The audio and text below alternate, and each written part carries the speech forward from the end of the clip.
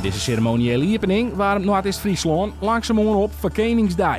Op 27 april 2026 viert Uskoning zijn 59ste verjaardag in Dokkum. Voor een dikke mannen komt de koninklijke familie naar de stad.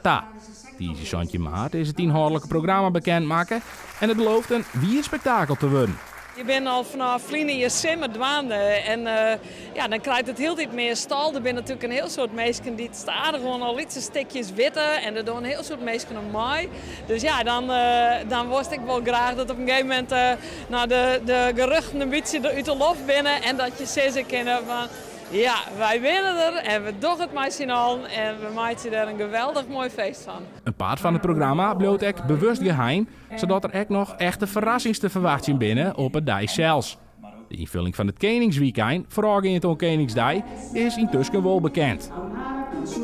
De gearwerking die we dit jaar hebben met Stichting Stadsfeesten en de gemeente is natuurlijk best uniek. Dus de elementen die we kennen vanuit het Koningsdag, zoals we die kennen hier in Dokkum, maar onze elementen van het evenement is natuurlijk een hele mooie combinatie. De verwachting is dat er 10.000 mensen naar Dokkum komen om die ene blik van de koninklijke familie vangen te kennen. Hier nou al wel piekenvel hoor, moet ik eerlijk zeggen. Er weer van die momenten waar het filmpje van de binnenstad en ik ben een Hinsterman.